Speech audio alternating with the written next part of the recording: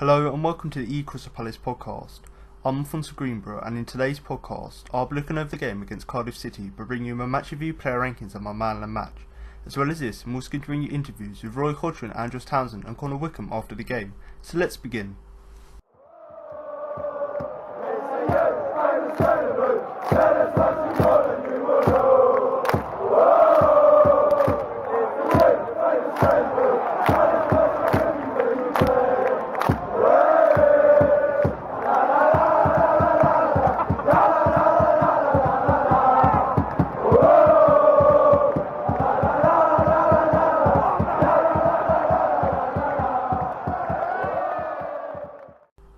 Crystal Palace were left painfully frustrated following a match in which they saw chance after chance narrowly missed or heroically prevented in a thoroughly frustrating 0-0 draw with Neil Warnock's Cardiff City. Despite launching a relentless series of attacks in the game's second half, it would only be a point to be given to the Palace fans as a late Christmas present instead of the 3 they deserved. Palace started the game in lightning fast fashion and almost opened the day's account within 1 minute after Wilfried Zaha turned and flicked the ball well to Andrew Townsend, who latched onto it smartly before poking it just over the keeper, only to be denied by the Bluebird crossbar. Minutes later, with the Eagles playing in the ascendancy, Zaha was again involved as he found space in the edge of the box to aim a shot at goal, which ultimately was driven just wide. Having pitched camp in the Cardiff half for the game's opening 15 minutes, captain Luka Milivojevic then sought out to capitalise on his side's dominance when Townsend poked the ball in his direction, which allowed him to stab it goalwards, though the goalkeeper stood behind the tame effort to hold it calmly. Cardiff responded to the ever-looking Palace threat when David June and Holder marauded down the Eagles' left wing to fire an effort towards Vicente Guaita, who, despite being a spectator for the game's opening 25 minutes, was alert enough to draw the flying ball to his chest and nullify the Bluebirds' chance. Maintaining their steadily acquired offensive presence, Cardiff saw a clear chance go begging where Khalid Harris crossed the ball into Palace's box, where an unmarked Bobby Reid leapt into the air before spinning mid-jump to knock the ball over with the back of his head. Seconds later, Joe Rouse picked up the ball on the edge of Guaita's box, but his resulting shot was too soft to seriously trouble the Spaniard between the sticks. By the half-an-hour mark, the match had evened out, and both teams were frustrated to have seen opportunities squandered. It would be Palace next who would look to the heavens in frustration after Zaha raced down the Sellers turf on the break, a rocket of a cross across goal which was punched away by the vellum of the keeper, before Aaron Wan-Bissaka was challenged very strongly on the edge of the box to cancel out a swiftly worked chance. Cardiff returned to the pitch for the second half, with Hoylett again keeping Guaita on his toes as he struck at goal from inside the box within a minute of the game restarting. The shot stopper did well to get down low and keep the fizzed ball static in his engulfing arms. Palace struck back with their own chance moments later as Zaha picked out an unmarked Chiarte in the air, whose resulting effort was only prevented from hitting the target by Sol Bamba's outstretched leg, which left the ball spinning over for a corner. Fans in red and blue were sent jumping to their feet barely 2 minutes later when a spell of Palace pressure resulted in Chiarte striking the ball just over the bar as he found himself on the end of a heavily deflected Max Myers shot. As Sellers Park built its renowned atmosphere of growing passion, Roy Hodgson's Palace side grew ever more determined at the Boxing Day visitors. The chances didn't relent and Zaha tried persistently to cut inside and shoot at Everidge, but was eventually forced to fire an effort from a tight angle, somehow managing to force the 28-year-old shot stopper into a save. Meyer found himself disappointed just minutes later as he ran into the box only to shoot over a gilt-edged opportunity. The talented German was then replaced by Connor Wickham shortly afterwards, who was immediately involved as he glanced a header towards the unmarked Zaha in the box, who could only volley the ball over with a first-time hit. Next to narrowly miss for the Eagles was James McArthur, who, standing centrally inside the box, struck the ball at goal only to see his effort deflected out of touch. Less than half a minute later, and it was the substitute Wickham who turned through 180 degrees close to goal to catch the ball with his turning, swinging foot as he struck just inches wide of the post. The ball would again find itself tantalisingly close to the back of the Cardiff net, only to end up not quite on the right side of the post as a Milivojevic free kick cannoned off the woodwork with Everidge well beaten. At the other end of the pitch, Harris found the ball at his feet and rifled an effort at goal, but Guaita stood very strong and flung out a powerful arm to prevent the visitors from breaking the deadlock. The status quo was resumed, however, when Zaha fizzed a shot at goal which Everidge launched himself along the floor to push it wide of the post with a smart save. Again the hands of Neil Everidge prevented Palace from taking the lead, when his diving save intercepted a patch of an all-out effort from just inside the box. A goal was seemingly refusing to materialise for the home side as Zaha raced into Cardiff's box after Wickham did well to play him through, only to have what looked to be a guaranteed goal fantastically swept out of play by defender Bruno Manga. Vananok then again was denied by the fast reactions of Everidge, who flung himself in the way of the shot as Palace maintained a constant battling assault on the Bluebirds' goalmouth. The charge resulted in a frantic tense final few moments, whereby Crystal Palace were unable to break the deadlock, and the match finished in a similar fashion to how it had always been played. The Eagles, however, had to contend with just 1 point.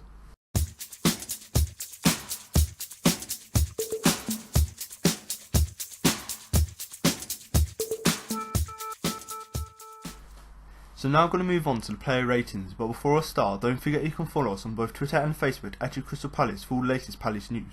So if you are someone like myself who likes to have loads of Palace accounts to follow, so you can get a place to read all the latest news, whether that be transfer news, player interviews, general news about the club, especially sort of developments to do with the stadium and sort of staff and things like that, as well as just our general opinions as a page, so what we think of the lineup, what we think of the game, post-game, and obviously anything that we don't necessarily put into a podcast.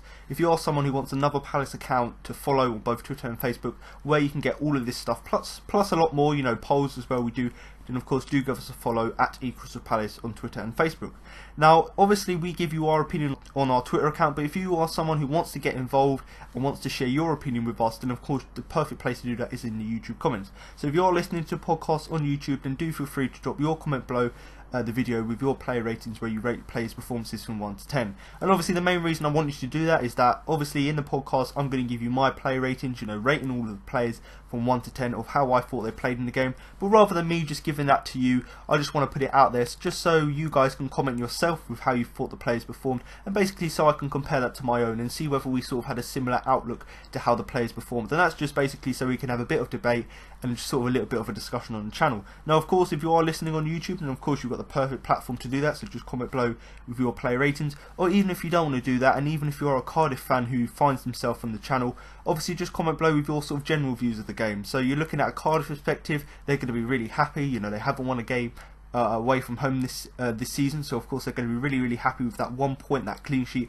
Whereas a Palace perspective, we're looking at the game going, yes, we got a clean sheet, which was our 3rd in a row at home, but actually it was a bit disappointing in the fact that we've dropped 2 points, we had 30 shots on goal. So obviously there's going to be differing opinions. So if you are someone who wants to get involved, then of course do feel free to get in contact with us via the YouTube channel in that comment section, with either your player ratings or just your general views of the game. Now, one of the main reasons for this, and the main reason I want you guys to get involved, is just so that it's not just me in the podcast giving my opinion. So rather than me just talking to you guys in the podcast, you guys can actually come to the video, comment below with your thoughts, so I basically can read through your comments and basically see what you thought about the game. So rather than me having just my single opinion of the game, I could read the comment section and basically see what you guys thought, see how that sort of opinion compares to mine. And also if you do post any questions in there, I'm always open to answering them. So of course if you do want to get in contact with us in that respect, in terms of just asking a question about the game or something we didn't cover in the podcast, then of course also do feel free to comment that below, because like I've said already, we do regularly like to sort of have contact with all of our listeners.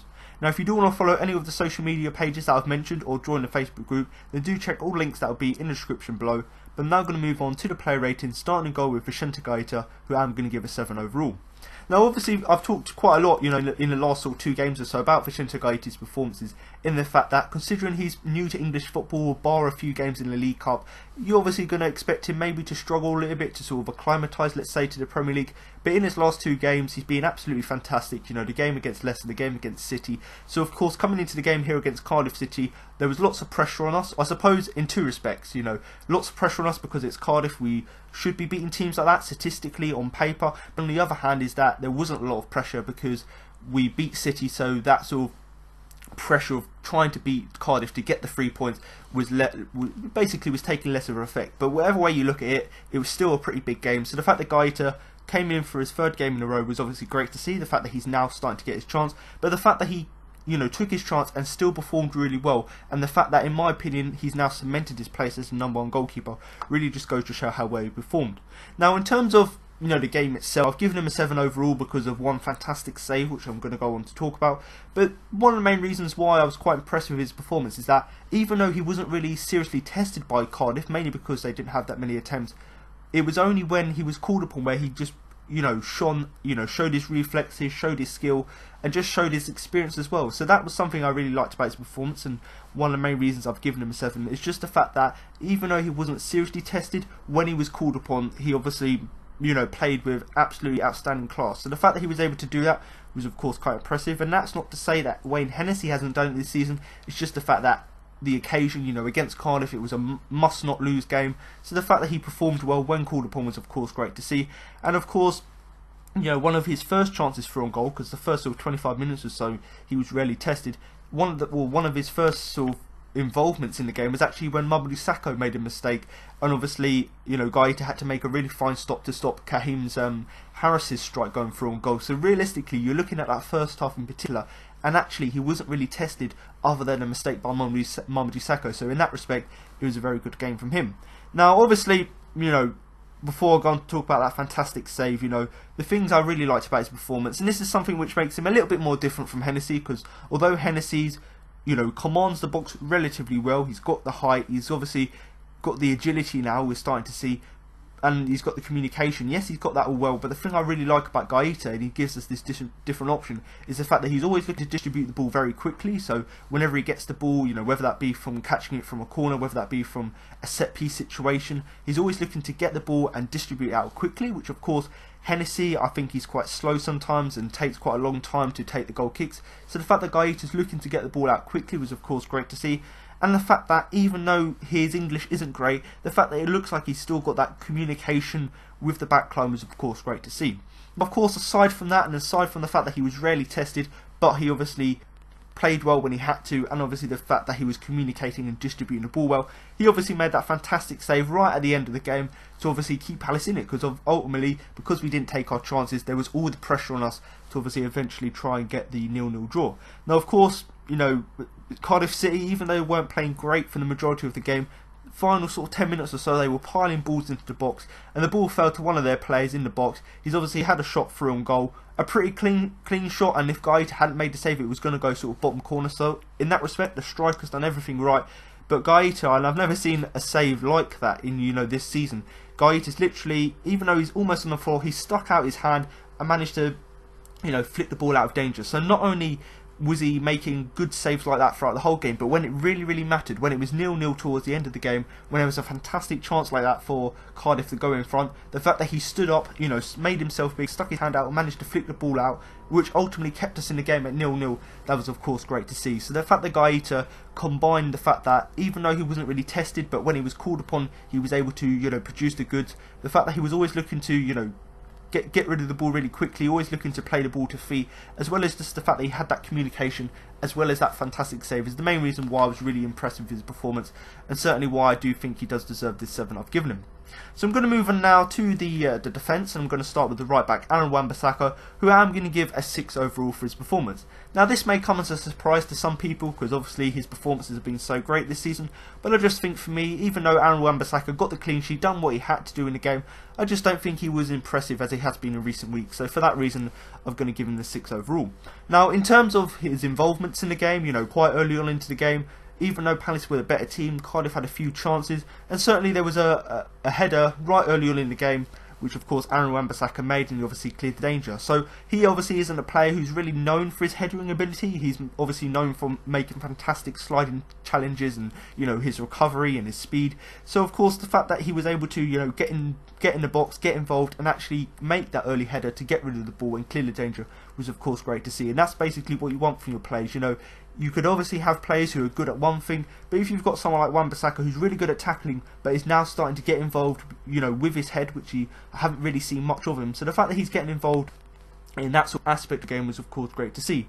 Now as usual, he was strong in the tackle and really good going forward, so the things that I seem to repeat every week. So of course it was great to see him make loads of challenges in the game, loads of tackles, and obviously ultimately won most of them. So obviously that was his sort of contribution to the clean sheet. And the fact that going forward he was very impressive as well. The fact that he was always looking to go forward, always looking to carry the ball forward.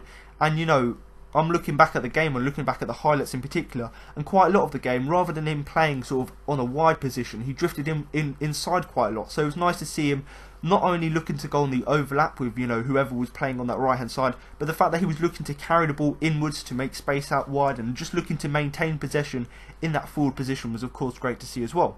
Now of course Aaron Wan-Bissaka is yet to score a goal for Palace, and ultimately playing as a right back, it's very rare that you're going to get sort of a chance, let alone a goal. And actually he had a fantastic chance in this game to get a goal, But, you know, much like what was sort of the theme of all of our chances in the game, it was blocked by his own teammate, and I think it was Patrick Vanana who got in the way of it. So obviously there was sort of a bit of head tennis in the box. You know, the ball was pinging off loads of players. One chance fell to one player, one chance fell to another, and essentially because we weren't clinical, and the fact that it was sort of just really sort of large-ditch challenges by Cardiff just to stop the ball going in, that chance didn't go in. But when the chance and the ball fell to Wan-Bissaka, he obviously had a chance to have a shot for on goal. It looked as though the ball was going to go in, and it was so close for his first goal for the Palace first team, but obviously it was blocked by Patrick Vanana as well, so obviously that was disappointing. So like I said already, you know, defensively he was fantastic, as he always is, you know, winning headers, being strong in the tackle, as well as obviously going forward, and the fact that he almost got a goal would have been great to see, and that sort of really for me would have pushed him up to maybe a 7, because in a game where we had I think it was 30 odd chances and it still finished 0-0, we just had to take one of these chances, and of course Wan-Bissaka's going to be one of these players sort of ruining that missed chance in the fact that he obviously could have scored for the team. But overall, I do think he had a very, very sort of solid performance overall. Not really too much more I can say about his performance, other than the fact that obviously his contribution in terms of his defensive and offensive work certainly did help us to go forth and get the clean sheet. So I'm going to move on now to the centre-back James Tompkins, who I am going to give a 7 overall. Now, in terms of our two centre-backs, I'm just going to say it here because I normally talk about them together, because ultimately, because they're such a good partnership, you know, they always seem to perform relatively well as a pair. But in this instance here, neither of them were terrible, but I just think that on the day, James Tompkins was the better of our two centre-backs, and certainly does deserve the 7 I've given him. Now, of course, I already talked about in the fact that Guaita was rarely tested in that first half, other than when you know, Saka made a mistake, and obviously James Tompkins was also involved in that, not in the bad aspect, but he was the one who obviously had to bail out Saka in that first half, and obviously he had to try and get the ball off Bobby Reid. So not only was Tompkins, you know, just performing relatively well in terms of his defensive play, but when called upon, when, you know, players or the other players in the team make a mistake, the fact that we could call on Tompkins just to make a recovery, stay calm, and obviously deal with a situation like that, because sometimes you could let your heads go when a teammate makes a mistake. So the fact that Tompkins done relatively well in that aspect in terms of bailing out Saka was of course great to see, albeit it's not great to see Saka make these mistakes, but if you've got other players who can sort of mop up and make up for that, then of course that's great to see. And obviously in terms of that chance itself, obviously Bobby Reid tried to play sort of an intricate pass into the box, and of course Tompkins dealt really well with that. So even though they'd done relatively well as a partnership, on that occasion obviously Tompkins had to bail out Saka. Now in terms of just his overall performance, you know, there's not necessarily anything in particular that I can really pick out from the game, because I just think overall a fairly solid, fairly sort of competent performance from him, and certainly deserves a 7. But the one thing I do want to say, and this is something I tend to repeat week in, week out, but once again it was apparent here, just the sheer amount of sort of crucial interceptions he made throughout the game. And obviously I talked about Wan-Bissaka with his tackling, which of course played its part in terms of the clean sheet.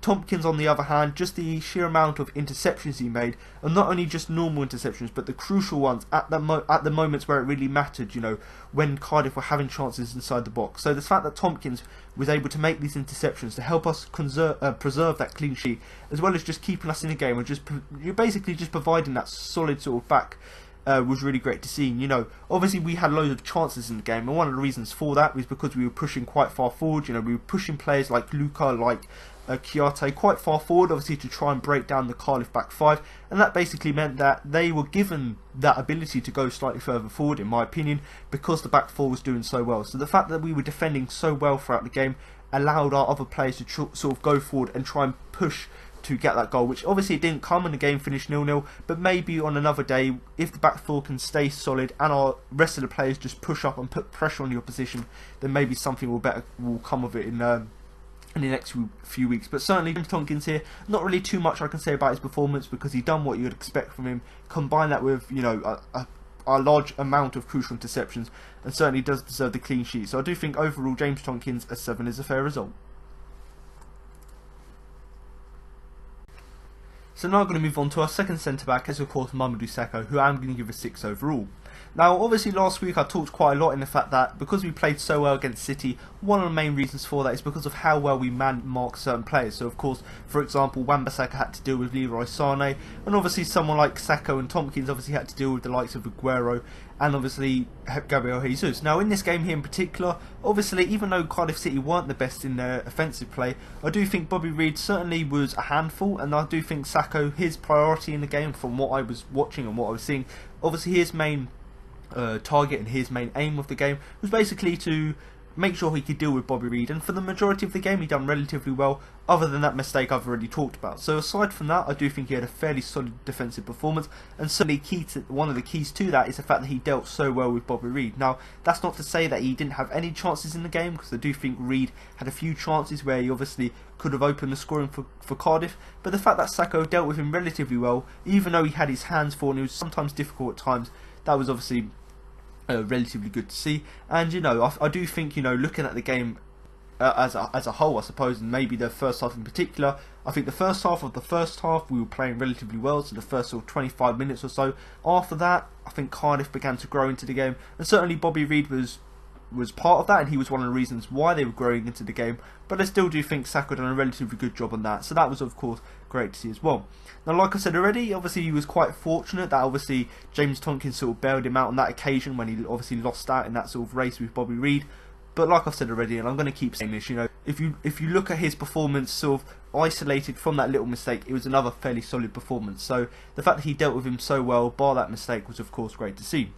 Now of course there was another chance which really was quite disappointing, and that was for Kadim Harris. He obviously had an opportunity inside the box, and that obviously resulted from a very poor clearance, or attempted clearance, because it wasn't really a clearance. Poor attempted clearance by Mamadi Sakho, and obviously that just presented an opportunity for Kadim Harris right on the plate, and luckily for us he didn't take it. But obviously it just goes back to say that, you know, sometimes Sakho, even though he can be fantastic at times, sometimes he makes these little mistakes like he did there, which just makes it so easy for the opposition. So looking back at his performance, yes, he was fine for the majority of the game, but little mistakes like that one against Bobby Reid, like that one with Kadim Harris, little things like that, sometimes, luckily for us, it didn't punish us, but other times it could have, and especially with the game sort of being on the knife, being at 0-0, either team could take it, which ultimately neither team did, but that for moments throughout the game obviously was quite nervous. But like I've said already, you know, he was obviously, the first occasion with Bobby Reid, he was obviously, his blushes were spared by James Tompkins, and of course the second one Guaita pulled off a fine save. So not only was Kadim Harris able to take that chance, albeit maybe he could have done a little bit better to get it, you know, slightly further away from Guaita, but like I've said already, you know, Tompkins done really well with the first one, and of course Guaita pulled off a fine save with the second one. So overall I do think Sakho does deserve the 6, and if it weren't for these two little mistakes, you know, like I've said, from Bobby Reid and Kadim Harris, he probably would have had a 7 overall, because like I said with Tompkins, like I said with Wan-Bissaka, he was obviously very crucial to us keeping a clean sheet, and if it weren't for some of his work off the ball in terms of, you know, making life difficult for the Cardiff City attackers, as well as just, you know, when called upon, you know, making these challenges and interceptions, if it weren't for that, maybe we wouldn't have kept the clean sheet. But like I've said already, bar the few mistakes he made, it was a fairly solid performance defensively overall from the Frenchman. So I'm going to move on now to the final player in our defence, and that is of course the left back, Vanano, who I'm going to give a 6 overall. Now he's a player who's sort of been hot and cold this season, in the fact that some games he's been very good defensively, but his sort of offensive play has lacked, and there's been other games where his defensive play hasn't necessarily been there, but his attacking play has been quite good as well. Now of course, one thing I liked about his performance here, it was that it was fairly balanced in that respect, and one of the main reasons for that is because, like I've said, the clean sheet, so he had a contribution there, but actually, when you, in comparison to games recently, he was a constant threat down that left hand side, which was of course great to see. And you know, yes, it did sort of let him get exposed a few times, but actually the majority of the time he dealt with it really well. So the fact that he, you know, was being a constant threat down that left hand side, you know, trying to get balls into the box, trying to look on the overlap, as well as just trying to push the team further forward. You know, I talked about it with James Tompkins in the fact that obviously the defence was so solid, which meant that other players could push up. Vanano and certainly Wan-Bissaka as well were two examples of players who were able to push up slightly further up the pitch to put pressure on Cardiff, you know, to try and penetrate them and try and get that goal which we were waiting for. So the fact that we were so solid defensively allowed players like Vanano to go forward, and albeit it weren't necessarily effective in the fact that we didn't get a goal, I still do think the fact that he was a constant threat and the fact that he was looking to make things happen going forward was of course great to see. But like I've said already, I do think overall both his defensive and offensive play were good, but I do think a few times he might have been exposed a bit, so I suppose in that respect isn't great. Now obviously I talked about Wan-Bissaka, you know, he had a chance to get his first goal for the first team. Obviously loads of sort of the balls pinging about in the box, comes to Wan-Bissaka, he's had a shot, it looks like it's going to go in the second half, and of course Patrick Van Aanholt unfortunately gets in the way, but that was sort of the theme of our season so far, in fact that we had loads of chances, but we aren't able to finish them off. And you know, if you look back at the stats, we had, I think it was 30 shots on goal, and the fact that we didn't score a single goal really just goes to show how unlucky we are, but also how unclinical we are. So in that respect, Wan-Bissaka was quite unlucky in the fact that PVA got in his way. But if you look at that aside, you know, Patrick Van Aanholt, especially towards the end of the game, had loads of chances himself, you know, where the goalkeeper, you know, I think his name's Edridge, you know, he made fantastic saves. So it wasn't necessarily a lack of trying from Van Aanholt or even Wan-Bissaka to that extent. It's just the fact that we were quite unlucky when they did have chances to shoot inside the box. But like I've said already, you know, two efforts in particular, which Neil Edridge saved from Patrick Van Aanholt. So like I said already, you know, and I do repeat myself quite a lot, but I just really want to, you know, make this clear in the fact that going forward, he was always a constant threat down that left-hand side, and certainly towards the end of the game where he had that freedom to push slightly further up the pitch, he obviously had them two chances in particular, which were well saved by the goalkeeper, but then on the other hand, he obviously got in the way of a Wan-Bissaka effort. But overall, I do think a 6 is a fair reflection, and you know, the thing I liked about this performance is that it was an improvement on the games recently, which is it was obviously great to see, and of course that's great to see going forward, that he's slowly getting back to his old self. And actually, this game in particular and his performance, I do think sort of had moments where he looked to be back at his best. So in terms of his attacking presence, the fact that he actually had 2 chances inside the box obviously shows that he's getting back to his old self. But obviously there were other chances, you know, where he got in the way of Wan-Bissaka's shots, so maybe positionally he just needs to improve on that. And obviously other chances as well where he obviously was exposed at the back, maybe he could do better there. But certainly this was a step in the right direction, because I do think he had sort of moments in the game, or many moments in the game, where he looked to be back at his best. But I do think overall Patrick Van Aanholt done a great job offensively, other than the fact that he got in the way of a Wan-Bissaka shot, and the fact that he was unluckily had 2 shots saved by Neil Edridge. But overall, good defensive and good offensive performance. So hopefully in the weeks, you know, the games coming up, and you know, the weeks and months that are left of the season, hopefully he can continue to build upon that and get back to where he was at the end of last season, because I do think that was where he was at his best. So I do think overall Patrick Van Aanholt does deserve the 6 I've given him. So now I'm going to move on to the first player in the midfield, and that is of course James McArthur, who I am going to give a 7 overall.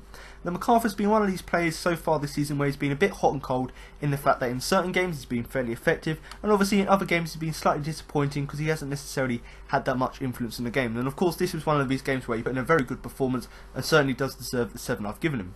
Now in terms of, you know, the performance here, you know, in comparison to games recently, I do think he had a lot more influence in terms of in the final third. So of course that was great to see, and I certainly do think, you know, considering how resolute the Cardiff City back 5 were, and the fact that how deep and how solid they were, the fact that McArthur made quite a lot of breaks into that final third, even though it was quite difficult to break them down, was of course quite impressive. So the fact that in comparison to games recently where he hasn't necessarily been that involved, the fact that he came into this game here against Cardiff where there was obviously the pressure on us, not as much as it would have been if we'd lost City, but there was pressure on us to get something from the game, which ultimately we got 1 point. So the fact that McArthur done as well as he did in the game and was quite impressive, certainly in that first half, was of course great to see. Now one of the reasons he was involved in most of our attacks was mainly down to our formation, so the 4-4-2, where obviously he plays out wide, as does Max Meyer, and obviously because of that he was involved in most of our attacks down the right hand side. Now especially in that sort of opening 45 minutes, you know, if you look back at the heat maps, you see that our average position, you know, is really heavily reliant on us attacking down the right hand side. And of course that was to McArthur's advantage, because if, you know, you look at someone like Max Meyer, who wasn't necessarily involved as he has been in recent games, and one of the main reasons for that is just because all of our attacks were coming down that right hand side, especially in sort of opening 45 minutes or so where we really didn't press. Now one of the main reasons why I thought McArthur played so well is because of that, because of the fact that all of our attacks, you know, people like Townsend, people like Zaha, and even Wan-Bissaka to a certain extent, because they were all pushing forward down that right hand side, it basically meant McArthur was involved in most of our attacks, if not all of them, and of course that was great to see. Now there was one chance in particular where he had a great chance, and you know, he made a fantastic late run into the box, which is something we always know that he can do, because we've seen it in previous seasons. So the fact that he was making these late runs into the box, and one in particular where we went on the break, he made a late run into the box, and obviously he saw his shot deflected for a corner. So albeit it didn't necessarily come to anything, but the fact that he had that attacking intent to actually make runs into the box, to get into these attacking positions, and you know, to get on the end of these opportunities, the fact that he was able to do that, as well as get it on target, which obviously caused, you know, caused the deflection as well was of course great to see. So the fact that he was getting involved in that respect was of course good to see.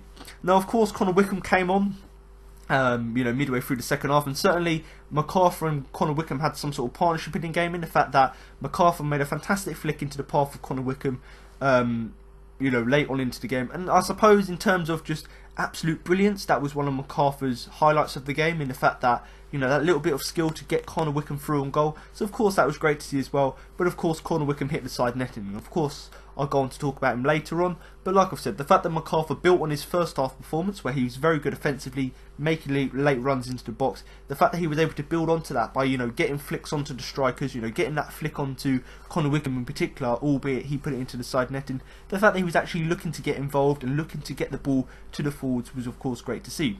Now the word I would use, and I've seen a few people use, is just buzzed, and that's basically because MacArthur was doing everything in the game. He was doing his offensive work, doing his defensive work, just being sort of a hassle for the Cardiff City players in midfield. So the fact that he was buzzing around, doing what he had to do in the field was of course great to see. And just going back to what I said in terms of that flick to Connor Wickham, I think that MacArthur done a really great job in terms of linking that defence to the attack. So the fact that he linked up things really well was of course great to see.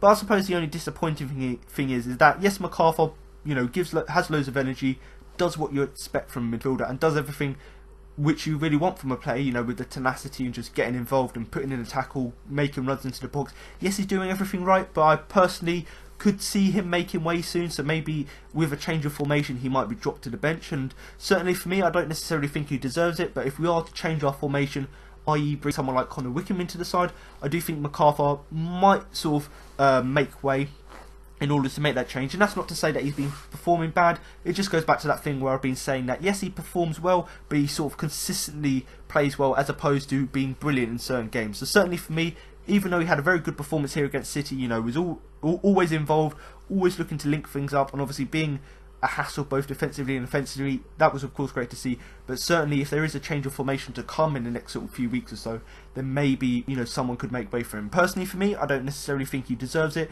but if we are to change maybe to a 4-3-3 for example, or 4-2-3-1, then maybe MacArthur might make way. But certainly for me, James MacArthur, very solid performance from him, and certainly unlucky not to get a goal with that deflection. So I do think a 7 overall is a fair result. So I'm going to move on now to our So I'm now going to move on to the second player in our midfield, and that is of course Cheikhou Kouyaté, who I'm going to give a 7 overall. Now of course, before I go on to talk about his performance against Cardiff City, I might as well just dwell a little bit on the Man City game, in the fact that Kouyaté obviously missed that game through injury, and certainly I wasn't alone in saying before the game that I was quite worried about the City game, mainly because Kouyaté had been playing so well in midfield before that actually when you come up against a team like City who like to dominate the midfield, obviously missing a player like Kouyaté with his physicality, with his tenacity, obviously was quite worrying. But obviously we came out the better end of it in the fact that we were able to win against City. So of course, even though we won without him against City, he was obviously a welcome return to the team, because his qualities obviously maybe could have helped us against City, but obviously we didn't need it in the end. But nevertheless, a player of his skill, with his ability, with his physicality, especially again, in a game as important as the one against Cardiff, it was of course great to see him back into the side. And obviously just sort of a summary of his performance before I go into it. I've given him the 7 mainly because of the impact he made when he obviously came back into the side. The fact that he came in, didn't let his performances drop even though he's obviously had an injury, and the fact that he just made that midfield really, really solid and basically made it difficult for Cardiff was of course great to see. Now of course he was quite involved quite early on in the game down the left wing, and that was just because Palace, we started the game really, really well, passing the ball very nicely, got the ball down to the left wing with Kouyaté bringing the ball forward, the ball's gone to Zaha, Zaha's tricked his way inside the box, put a ball in, and obviously Townsend, quite unlucky, tried to chip the and it comes with the crossbar. So the fact that right early on in the game, right from the let off, the fact that Kouyaté was actually getting involved, albeit the left wing isn't his primary position, but the fact that he was able to get involved with our counter attack and with us getting forward was of course great to see. And I just go back to the point I made earlier on. We had 30 shots on goal in the game and we didn't score any goals. So if that chance had gone in within the first minute or so, maybe the game would have been different. And certainly Kouyaté was quite instrumental in that chance in particular, mainly because of just how well he obviously helped us drive down that left wing and obviously created that chance. And it just goes back to what I said about City. Albeit we played really, really well against City, but before the game we were all worried because someone like Kouyaté, we were missing his sort of skills both defensively and offensively, his tenacity. So the fact that he, even though he missed the City game and we still won it, the fact that he came into this game here and still showed all of that and really was quite crucial, I suppose, for us keeping the clean sheet and for us being so solid as we were, maybe you could argue that he was one of the reasons for that. Now, of course, after the break, so in the second half, because the first half, other than that, getting involved in that opener, he wasn't really involved. So in that second half, he had 2 brilliant chances in quite quick succession. I think one was from a header, one was a shot inside the box. Obviously, both of them, or the first one obviously was a superbly taken effort, and obviously it was superbly blocked inside the area. And of course, there was another one where he fired it over. So 2 chances there in particular, and do excuse me for why I said header, he obviously didn't header it. So the fact that he obviously had the goal bound effort first time round, obviously deflected, obviously showed that Cardiff City were doing well defensively, and you've got to give them a bit of credit. And obviously the second one where he was well played but he fired it over the bar, and I think one of the main reasons for that is just because of the frustration of not scoring yet in the game. So rather than him actually trying to think about it for a second, maybe take a touch or maybe just put less power on it, he's obviously tried to put so much power on it just to try and get it past the defence, because ultimately all of our efforts before that didn't get anywhere. So he's obviously put power on it to try and actually get it through on goal. Obviously nothing's come off that, because obviously it went just over. So maybe in that respect, maybe you could have done better in that chance. But 2 chances in particular in that second half where he was involved in the offensive play, but obviously, like I said, the first one was blocked and the other one went just over. And going back to that, if he had just taken a touch, or if he had just put less power on it, rather than just trying to get it past the defence, just try and make it a little bit more accurate, then maybe something different would have come from that. But like I've said already, obviously we missed him against City, albeit it didn't really matter. But certainly coming into this game here, you saw his influence both in the defensive and the offensive position were quite clear. And I think this has been one of the first games where I've actually seen him in the box for quite a lot of moments in the game, because normally you'd expect him, because he plays mainly defensive, not to be sort of in and around sort of the halfway line or whatever. But the fact that he's now getting involved inside the box, having chances on goal as well, is of course great to see. And it's good to see, I suppose, us as a team actually utilising his skills, and also great to see that Hodgson's obviously said to him, get forward, because obviously with that physicality he's able to get chances like that. But in terms of his midfield play overall, one of the main reasons I was really impressed with him, and certainly why I've given him the 7, is just because most of our good play went for him. So I talked about our midfield being really solid, and we played really well in the midfield, and certainly one of the main reasons for that is because of Guaita, just because of how well he played, because of his tenacity. And certainly I do think we probably wouldn't have played as well as we did in the game if it weren't for him. And in terms of our attacking play, most of it came from him. So him actually picking up the ball from deep, driving forward, putting the ball out wide. And you just go back to that chance he had within the first minute. That just really goes to show how good he is at actually connecting the defence to the attack. And certainly in another aspect, how good he is on the counter-attack. So the fact that all of our good play went through him was of course something he deserves credit for.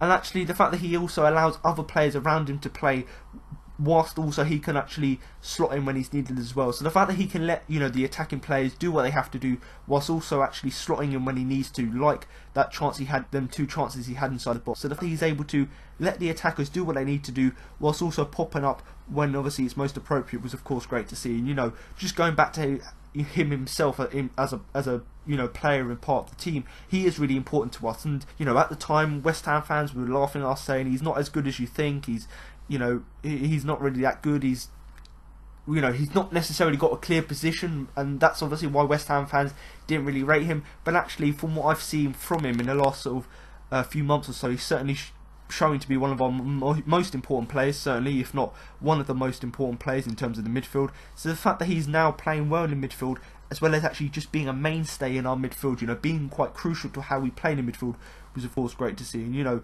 obviously overall, I do think his overall defensive performance was good in terms of the clean sheet. So in terms of his tenacity, his ability, to actually win the ball back, things like that was obviously great, as it usually is. But the main thing I was really impressed with is the fact that, even though we've seen it in recent games where he started to push further forward, the fact that he was now also using that, but also getting in good positions as well to score, was of course great to see. So Guaita here, very good in midfield, both defensively and offensively. And of course, like I've said already, he is a really important player for us. So going forth in the season, we're obviously going to hope to see more performances like this.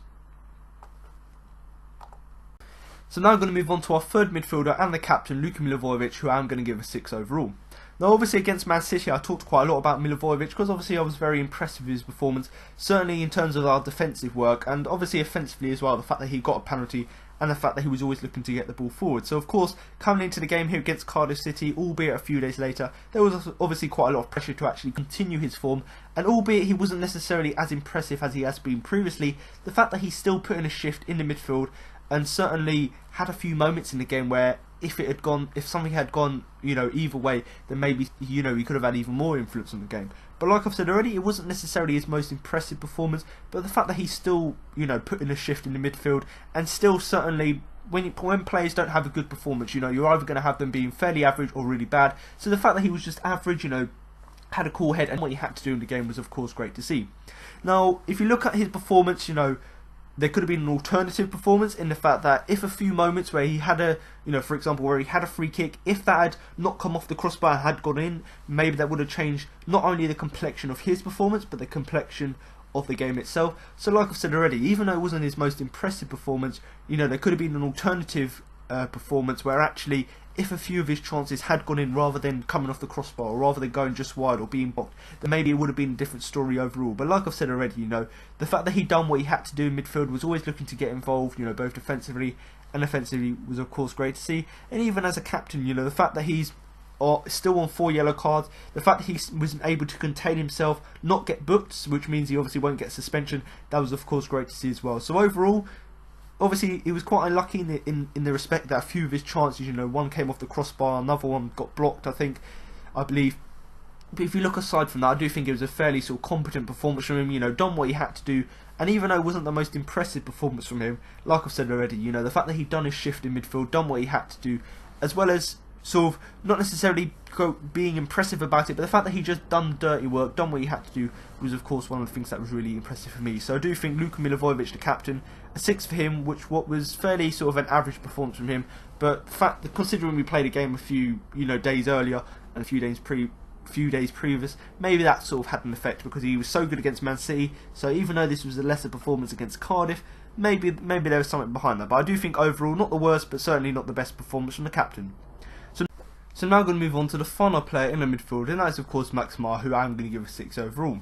So just going back to what I've said about the last sort of few plays, in the fact that they played really, really well against Man City, and coming into this game here against Cardiff, even though there was less pressure in the fact that we got a point against City, so of course we expected to get a point against, or 3 points against Cardiff, so obviously most people wrote off the City game. So even though we obviously got the 3 points there was obviously still pressure coming into this game here, making sure we couldn't lose it, because of course Cardiff City, much like us, haven't necessarily been that great this season. So of course Max Meyer was one of these players who done really, really well. At the weekend against City, and of course coming into this game here, I do think he's still done a relatively good job. But as the fact that I've given him a 6, much as sort of what I said with Luka, in the fact that he wasn't necessarily at his best, but still he put in a fairly competent performance, and certainly does deserve the 6 I've given him.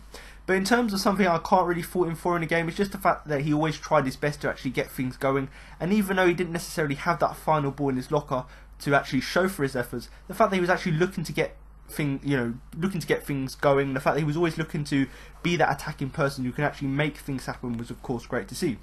Now in terms of his contribution in the first half, which really does sort of reflect that, he had one shot in particular which was blocked in the first half, and of course after the break Chiarte had a great chance as well, and Meyer also played his role in that. So in terms of 2 chances in particular, which really just goes to show how he's actually looking to try and make things happen, they are 2 great examples. The first one, the fact that he's looking to try and get that goal, which will obviously get us into the lead.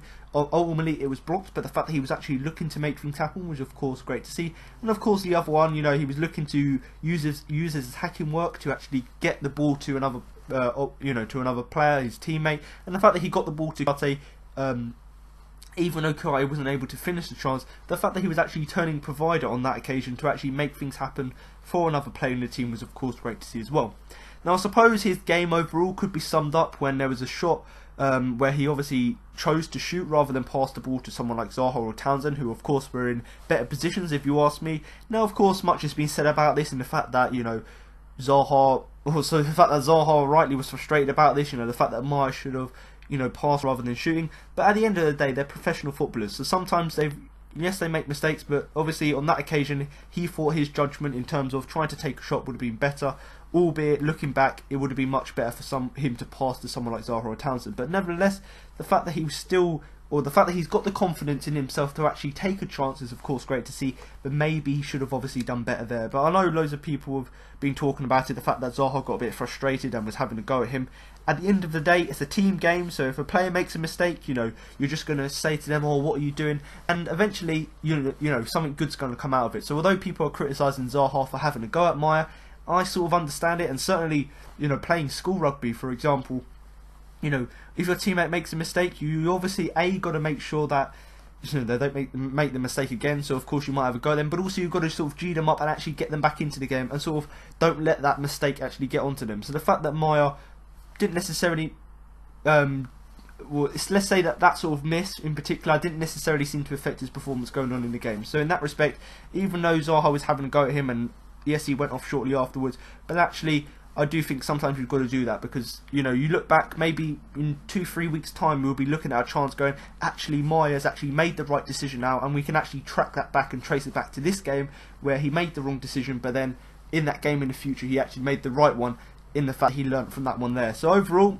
obviously it was a bit disappointing, obviously, to see him miss that chance rather than passing it, but overall I do think his performance was fairly alright, and I do think the 6 overall is a fair reflection. And obviously what really sort of summed up the game more so than that chance he missed was the fact that he got replaced by Connor Wickham obviously shortly after that. But the thing I really liked about his performance, and this is really for me, the fact that he was disappointing, and the fact that he missed that chance is one of the things that sort of capped him at 6, but I still was fairly impressed with the nice football he was playing, and the fact that he was looking to make things happen really for me is the key thing. So even though he had a fairly average performance, the fact that he was always looking to be that sort of attacking flair, always being that person to actually have that one moment of magic to actually play nice football to make things happen, the fact that he was doing that was of course great to see, albeit not necessarily to much effect overall.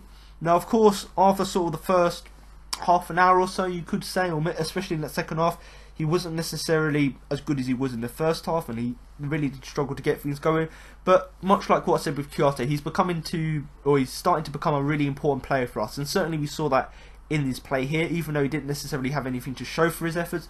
The fact that he was looking to get things happening, looking to, you know, get the ball forward, as well as going back and doing his work in the midfield and defensively as well. So the fact that he was doing that, much like what I said with Guaita, he's starting to become a really important player for us. And when you consider he's still only like 22, 23, so he's still got all of this future ahead of him, and he's playing as well as he did. So if he just develops a little bit more, makes better decisions, you know, in the games going forward, and certainly there would have been we'll be seeing better things from him, let's say, in the future, because I certainly do think the fact that he's looking to make things happen is great, but now it'll be so nice for him, and certainly for me, you know, watching Palace, it'd be nice for him finally to get a reward and actually something to show for his efforts, because he's playing really well at the minute. So it'd be nice for him to get maybe his first goal, or add to his, you know, array of assists that he's got at the moment. But personally for me, I do think a 6 is overall is a fair result, and overall I weren't really surprised to see him come off, but I do think it was a very good sort of a performance full of tenacity from the young German. So I'm going to move on now to the first of our 2 strikers, or whichever way you look at our formation in the game. I personally look at it as a 4-4-2 rather than sort of the 4-5-1, which obviously we played against City. But in this respect, Townsend is a striker in my opinion, having watched the game back, and certainly for me I do think he does deserve 6 I've given him. Now once again, going back to something which I've said for quite a lot of players, you know, already in the podcast, in the fact that they've missed loads of chances. Townsend had a fantastic chance within the first minute of the game. I talked about Guaita getting the ball down that left hand side, you know, Zaha dribbling past a few defenders, getting the ball into Townsend. Obviously all of the build-up play was great, and it showed that from that first whistle we were looking to get that first goal. So of course that was great to see, but of course he saw his effort, clipped the top of the crossbar before going out of play. So in that respect, there wasn't really much more Townsend could have done, because the keeper was right in front of him, so of course he had to chip it, and if he had chipped it with a little bit less power, then maybe the keeper would have got it. If he would have done it with more, then it would have gone, you know, rather than going sort of to the far corner as opposed to hitting the post, it maybe would have gone out. So obviously we could talk about this chance all day, but the fact that so early on in the game he actually had a chance and was able to get on the end of a ball in the first place was of course great to see, albeit, you know, nothing really came from it. So the fact that he was involved so early on in the game was of course great to see.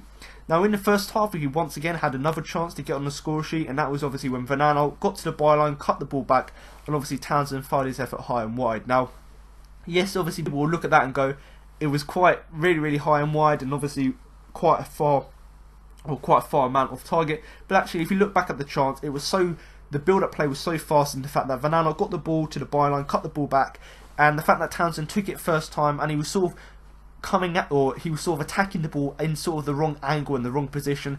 Obviously for me, it's easy for us to say in the fact that it didn't really cost us, but I do certainly think that he could have maybe done better there, in the fact that he could have taken a touch or maybe have approached the ball at a different angle. But I do think, even though people will be disappointed that he missed that chance, I still do think, with the pace of Van Aanholt's cross and the fact that he was approaching the ball at a difficult angle, maybe that's one of the reasons for me personally why he sort of missed that chance. But overall, I do think he was fairly effective aside from them 2 chances that he missed. And, in comparison to games recently, the fact that he was now drifting slightly further wide meant that he was putting balls into the box, and in comparison to balls he's put into the box recently, they were certainly a lot better and certainly of a much higher quality. So the fact that he was not only having chances so early on in the game, but also the fact that he was looking to become the supplier certainly in that second half as well by putting better balls into the box was of course great to see. But overall, I do think his overall attacking play was very good, and like I've said already, the fact that he was getting chances, especially so early on in the game, was of course great to see, albeit he could have done better with some of them. And yes, he's got that good attacking play, but once again it goes back to that point, he doesn't necessarily have the end product certain all the time. Now obviously I talked quite a lot about his goal against City, and of course that was great to see, and it would be nice to see more of that from him. But this game here just shows that even though he is really, really good offensively this season, and certainly has got to be up there with one of our players of the season because of how many goals he scored, how good the goals he scored are, and also just the assists he's got. So yes, he's having a really good season, but a game like this just goes to show that maybe if he'd just been a little bit more composed in front of goal, like it was against City when he took that strike, then maybe something different would have happened. But overall, I do think a 6 is a fair reflection, when you consider he had a few chances in the game, albeit could have done better with them. The fact that he was looking to be the provider by putting balls into the box, as well as just having an overall good attacking play, albeit without the end product, was of course great to see. So I do think overall a 6 for Townsend is fair. So I'm going to move on now to our final player, and that's of course Wilfried Zaha, who I'm going to give a 6 overall.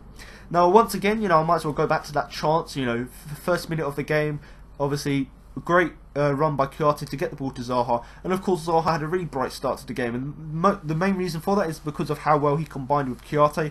So obviously, like I said already, we started the game with 100% from the off go. We were always looking to get forward, try and pressure Cardiff City. So the fact that we were doing that from the start of the game was of course great to see. Now Zaha was one of the main architects of that, because he was looking to get the ball forward as soon as we started the game. So the fact that he combined really well with Guaita to actually get the ball up the field, get past defenders, then obviously present that chance to Townsend, obviously to put the ball to his feet, albeit the ball came off the crossbar. But the fact that so early on in the game Zaha had that attacking intent to actually combine with Guaita to actually get the ball forward into a position where Townsend could have a striking goal, the fact that he was able to do that was of course great to see. And even though it hit the crossbar, the fact that he had that attacking intent and the intent to actually look for his teammates to actually link up to, the fact that he had that so early on in the game really just showed why he had such a good start to the game, such a bright start to the game, but also showed that even though Zaha was going through a little bit of a misform at the moment, in the fact that he's not playing as great as he has done previously,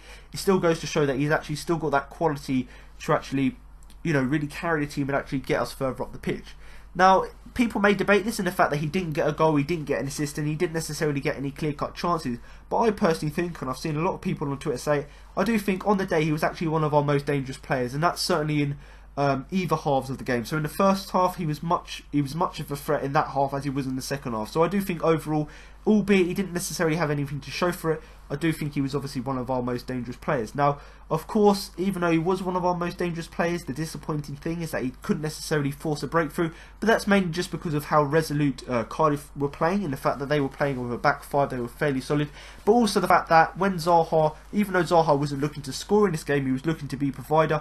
When he was, of course, doing that, some of his teammates missed chances. So if they had taken a few more chances, then maybe we would have got a breakthrough. But like I said, it goes back to that stat of 30 shots on goal but no goals. So if a few of Zaha's teammates, and obviously you could include himself in it, in the fact that he missed a few chances, then maybe if we'd had that breakthrough, then maybe something different would have come through the game. But I do think, in particular, he had one chance to win it quite late on, but of course Manga made a fine last-ditch challenge. So whenever Zaha was going forward, he obviously was being a threat and was, proving to be one of our most dangerous players. But then when he had a fantastic chance to go through on goal and score, which if it hadn't been for that tackle, he probably would have scored. But it just goes to show that, yes, our defensive performance was good, and the fact that we kept a clean sheet, but you've also got to give credit, as much as it had to say, you know, got to give a bit of credit to Cardiff as well, because they made it very difficult for us on the day. You know, when you consider the amount of chances we had, the 30 shots on goal, the fact that Cardiff just made it so difficult for us, you know, you've got to give them a bit of credit. Certainly, if Zaha hadn't have made, or Manga hadn't made that last-ditch challenge on Zaha, then he would have gone through on goal, and it would have been a different story. So once again, he was still one of our biggest and most dangerous players, albeit on that occasion he couldn't necessarily convert the chance.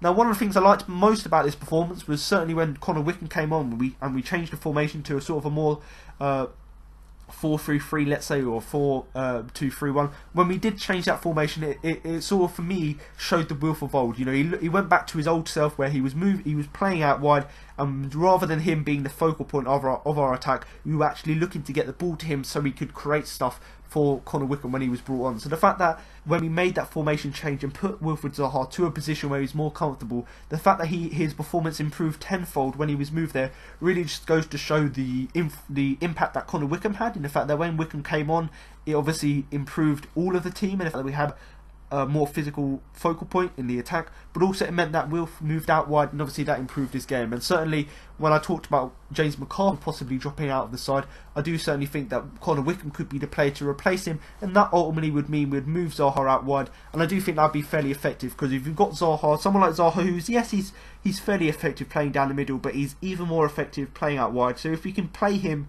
preferably when players come back from injury, you know, if Connor Wickham starts the next game, or if Christian Benteke comes back, if we can start to move Zaha back out wide again, we're going to probably see the best out of him again. Because as this game showed here, is that even though he had a few chances himself and they were obviously blocked by last-ditch challenges, it just goes, here's sort of, in terms of just his dangerous attacking play, he was really, really effective. So really for me, you know, that formation change really did sort of prepare his performance even further forward.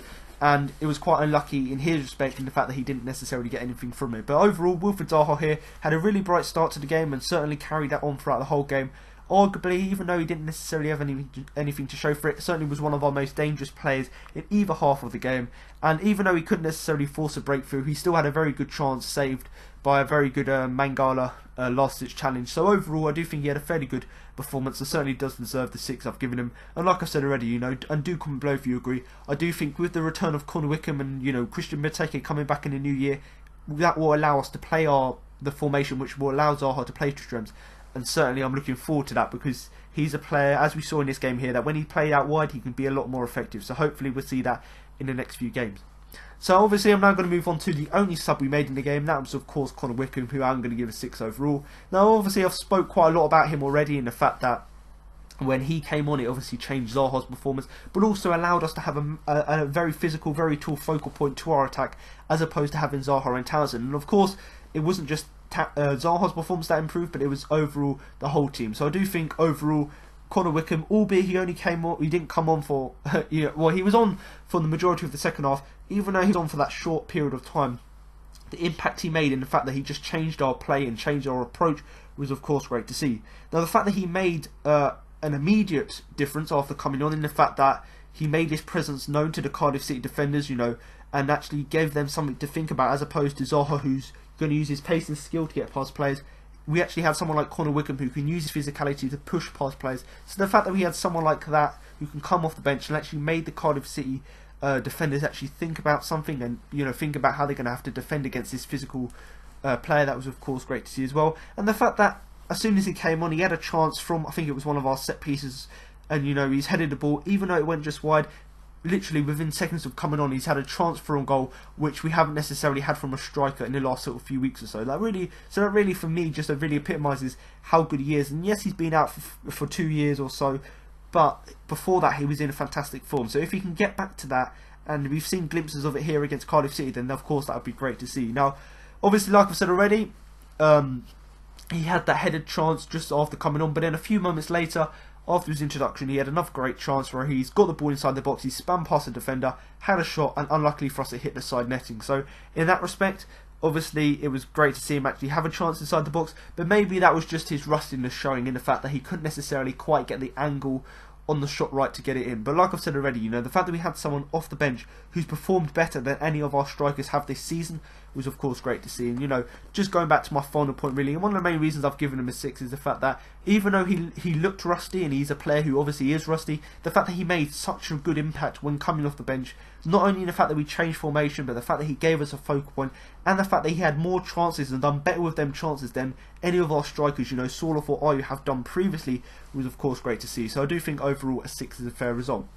So obviously, just to give you a small summary of the game and, you know, what I generally think about the game in summary, I do think there are a lot more positives than negatives to take from this game. You know, the fact that we're playing a lot better football than we've done against, you know, against Brighton, against West Ham. So the fact that we're playing a lot better football now is obviously great to see, and the fact that we're now creating chances, obviously we've done that previously, but now the fact that we're now creating chances and they're better chances, and we've just been quite unlucky in the fact that players were getting in the way of each other. You know, it was hitting the side netting, it's hit the crossbar, the keeper made good saves, the defenders were making great challenges. So actually, as opposed to us just making loads of chances and not being clinical, we're now being slightly more clinical, albeit not 100% clinical, but we're now improving in that sort of respect. But still, there's obviously a few moments where we obviously could have done better there. Now, overall, I do think it was a very frustrating game, but obviously before the game, and the fact that we've had Warnock before as a manager, we knew that he would just set Cardiff City up, considering how well we played against City, Man City. He knew that we were just basically going to attack them from the off, so he obviously set them up to defend very deep,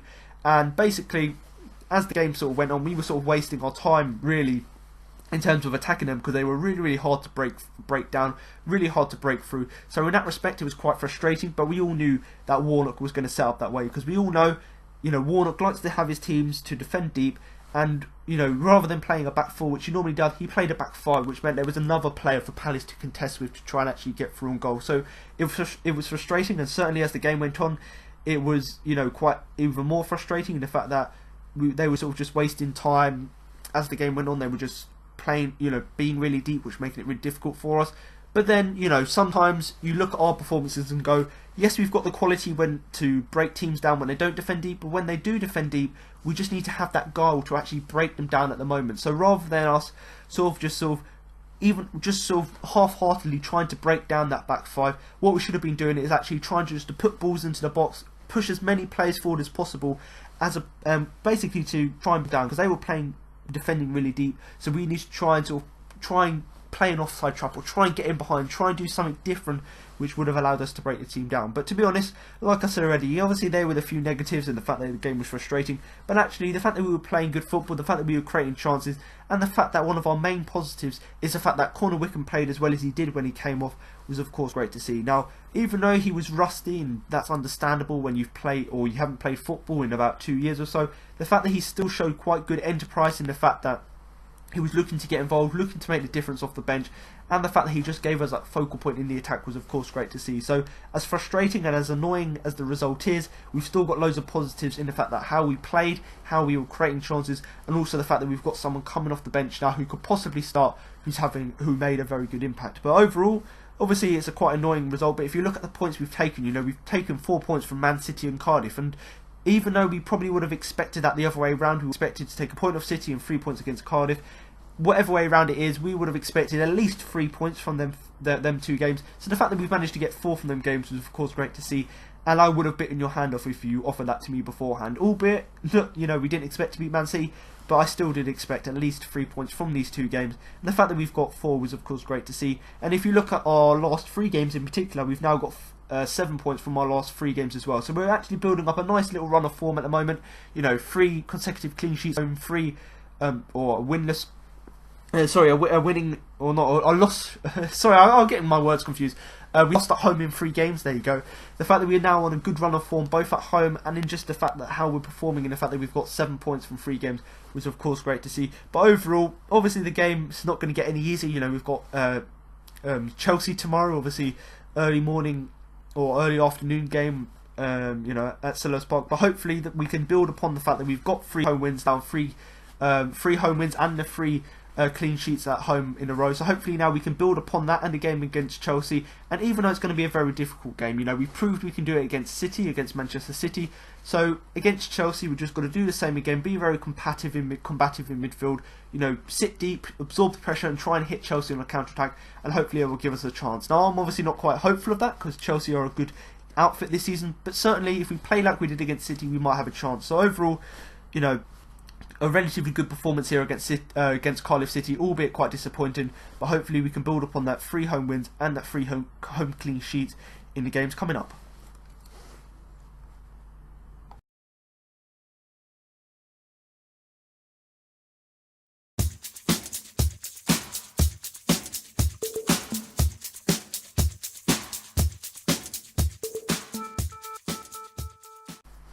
So now I'm going to move on to my Man of the Match award, but before I do that, I give you my Man of the Match and why I thought the biggest influence in the game, and now I'm going to give you the 4 nominations I put forward for the award.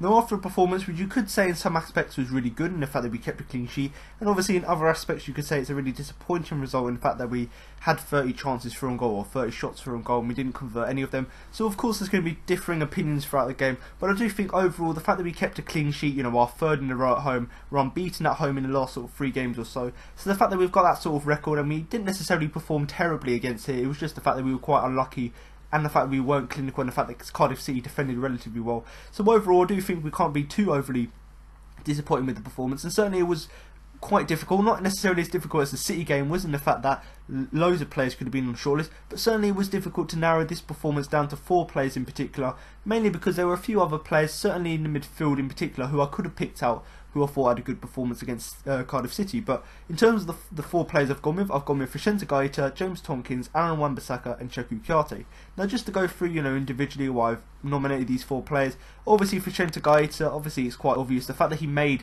that fantastic save towards the end of the game, which of course kept us in the game and ultimately kept us the clean sheet and obviously the draw, so of course that was great to see as well. But aside from that fantastic save which he made, he actually was looking to distribute the ball really quickly, he was communicating with his defence really well, so the fact that he was doing everything you expect from a goalkeeper, plus when it really matters, makes an absolutely world class save by sticking out his hand and flicking the ball away, the fact that he'd done that was of course great to see.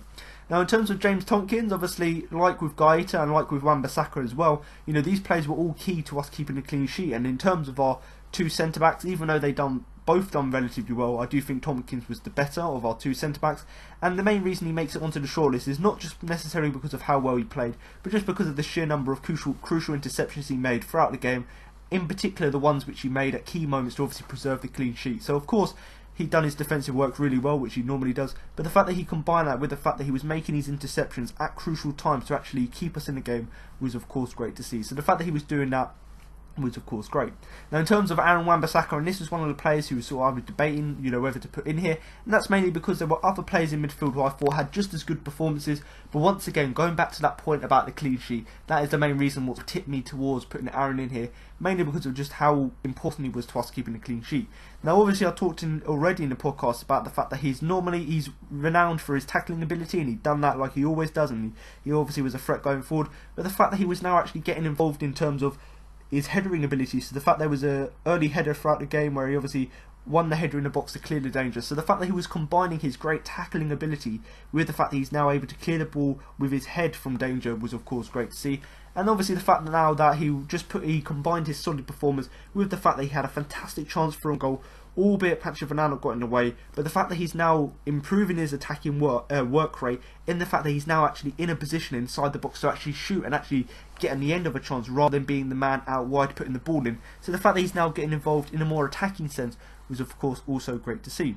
Now the final player was Cheikhou Kouyaté, and you know, I could have put a number of players in from the midfield in here, but the main reason I put Kouyaté in here is because I was really impressed at how all of our good play went through him. So of course I talked about how good we were in midfield, but most of the reason for that is because of how well Kouyaté played, both defensively and offensively. You know, obviously defensively he'd done his work in the midfield and obviously made it difficult for Cardiff, but then going forward, all of our good play, all of our counter-attack, especially that one in sort of the first minute of the game where he got the ball to Zaha out wide, and obviously Zaha put the ball in, so right from the off he was obviously looking to get forward, and all of that good play came from him. So the fact that he'd done that, which allowed other players to actually go forward, and the fact that he also slotted in when he needed to, like with the few chances he had for own goals. So the fact that he was able to be that architect who connected the defence to the attack, whilst also actually popping up in these positions when it really mattered at the right time was of course great to see as well.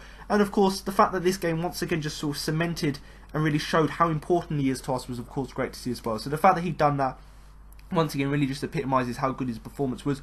But the main reason for me is the fact that, yes, all of our good play went through him, but the fact that he also got into good positions to score himself whilst also being provided as well. So the fact that he got that balance right really was the thing that was impressive for me. But I do think overall, it's a really easy decision for me, and do comment below if you disagree. But Vicente Guaita, you know, on what is only your third start for Palace, you know, congratulations, because you know, I might as well give you a longer round of applause, because for that save alone, which really kept us in the game, you know, you really do deserve this award. And, you know, that's really just goes back to that really simple thing, and the fact that he made that really important save is why he's won it above the others. Now, that's not to say that any of the others, you know, Tompkins, Wan-Bissaka or Kouyaté were any, although they were significantly worse. It's just the fact that Guaita made that fantastic save to keep us in the game, keep it at 0-0, as well as just performing as well as he did throughout the whole game, was really the thing that really stood out for me. But I do think I could have put many more of the players on the shortlist from the team, and I do think, you know, Tompkins, Wan-Bissaka and Kouyaté certainly do deserve to be here, but I just think Vicente Guaita, purely because of that save and just his all-round play, does deserve the award. So now you've heard my match report, player rankings and my man of the match. That concludes this week's podcast. Now I've got interviews with Roy Hodgson, Andrews Townsend and Connor Wickham following the game. Afternoon. Yeah, very frustrating. We created a lot of chances, as the stats show, but we couldn't put at least one away. I think every attacking player was guilty of missing a chance today. And if we want to start climbing the table, we have to start being more clinical like we were last week, the last game, sorry, and we weren't today, and we didn't get the 3 points we deserved. What are you thinking as those chances keep going begging? Initially, you think it's going to be one of those days, but the amount of chances we were creating, we knew until the last minute we were going to get another chance, and we did. But unfortunately, one didn't go in. Lucas hit the post. I've hit the bar. Probably should have done better. Wilf's had a couple. Connor's had a couple. Just one of those days we have to dust ourselves down and move on. The manager said he's pleased in the fact the players showed a lot of motivation. They didn't get complacent after the win against Manchester City. Yeah, I think that's the main thing. In the past, we've had problems with following up good performances with another good performance, but the performance was there today. We weren't complacent. We knew it was going to be just as difficult as the City game, and it turned out that way. But unfortunately, we couldn't put one away today, and we only come away with a point. You don't have to say anything. Your body language says everything, mate. Yeah, obviously we're disappointed. We come here to win the game. The fans were fantastic, but yeah, we just couldn't put it away today, and we just have to move on. The good thing about the Christmas period is the games come thick and fast. You haven't got time to get too complacent after a win or too down or after a draw or a loss. So we have to keep moving forward. Connor, can you believe the team didn't score today? Not quite. I think there's a stat we had 32 shots, which is pretty incredible, and considering we didn't score. But the positives are we're getting the chances and we're getting in the right positions. We'll become more clinical, hopefully, and then we'll start climbing up the table and getting away from where we shouldn't be anyway. 7 clean sheets now, which is pretty impressive. What's the key to the success for this defence? I think we've got a good understanding. We've got a very high quality back four that can play with the ball and, when needed to, fight if they need to. But all over the pitch, we've got good defensive players and good attacking players, so we can be a threat when we want to be. We just have to start killing games off and being ruthless in front of goal. And you came on, you played earlier in the season, you didn't get much time against Everton, but today it was a pretty good amount of time run out for you. Yeah, I had an inkling I was going to get a bit of a run out today, so I was always ready. And every time I go out on the pitch, I want to do my best and stamp my authority where I can. I should have had one today, possibly 2, maybe 3 if I'm that harsh on myself. But it's something I can learn on. Work on my sharpness in training and try and replicate it in these games. Yeah, how sharp are you feeling? I mean, we saw you score that incredible goal for the under-23s. Yeah, that was an off-the-cuff thing. It was a great goal, but I need to start. This is a completely different level to under-23s, so your match sharpness has to be twice as what it is for those games. But it'll come. I've been out for 2 years best part, so hopefully now this is the start of the road ahead. Yeah, and how nice was it today being at Selhurst Park? I guess you got your family here after Christmas. Was it a nice moment? Yeah, it was. It was a nice moment. The reception from the fans was nice. It's now just about getting back to myself, getting my sharpness back, and putting the ball in the back of the net. One of those days when it just wouldn't go in. Well, it did in the second half in particular. I thought, first half we started the game very well, but then we lost the key to some extent, and the last 25 minutes of the half, first half that is, wasn't very good, I didn't think, from our point of view. And I don't think at that stage we really looked like scoring. But I thought we did much better in the second half. We really took the game to Cardiff. I mean, they were defending doggedly and with a lot of players behind the ball and making it difficult for us, of course. But to get 32 shots, 24 shots I think it was in the second half, and hit the crossbar and force some saves from the goalkeeper, and unfortunately the ball wouldn't find the net for us today. These matches happen. Each game's different. We had the good fortune last Saturday to get a really good result, but then, you know, this one you start from scratch. You've got no God-given right to get any continuity, and it should be easy against Cardiff because you've been able to beat Man City. That's not the way it works. They worked very hard for their point, just like we worked hard at Man City for ours, and they got it. And we, unfortunately, will have to rue the fact that we had a lot of opportunities and a lot of good play, even I thought, in their final third, but we couldn't get the ball in the back of the net. And at one stage, your keeper did make a terrific save as well to keep it level. He did, again. It was a set-up, unfortunately, from us. It was just a long ball punted forward, and Mama tried to sort of cushion the header to, I think it was Tonka, but it eluded him and gave the was it Hoylett or Harris, gave him an excellent goal chance. And our goalkeeper, who quite literally had nothing to do during the game and was pretty much a spectator for large parts of it, had to pull off a great save. So we owe him the fact that we got a point from the game. Did the motivation your team showed impress you, bearing in mind you spoke before the game about not getting complacent after the Manchester City win? It did, certainly in the second half. I thought, you know, we spoke about one or two things at half time. I thought in the second half we really did give it the very best effort we could give. I don't think I can really look at any of the players and say you didn't work hard enough, you didn't try hard enough, you didn't get forward, you didn't keep your shape. Because sometimes in these games it can be very difficult when you've got so much of the ball and you are having so many attacks. It's not so easy to keep a clean sheet, to be perfectly honest, because you lose your shape going forward and you get beaten on the counter-attack. So I was pleased that didn't happen to us, and I was just a bit disappointed, I say, that with the many opportunities we had and the many questions we asked of the Cardiff defence, we couldn't get the all-important goal, which would have, of course, given us a super Christmas. That's 7 points in the last 3 games now and 3 clean sheets at home. Yeah, I mean, our shape's good. I mean, all the time we can keep that shape and defend as well as we do. That's got to be something which we can take forward. But I still believe in this group of players. We have the players who will comfortably or should comfortably survive it. We don't take it for granted that we will. We certainly aren't complacent about it. But I do believe in the quality. I do believe in our organisational work rate. And much as I'm very disappointed today, it could have been far worse, because these are the sort of games which, strange enough, often end 0-1, and then you really are in the doldrums because you think, how can life be so unjust?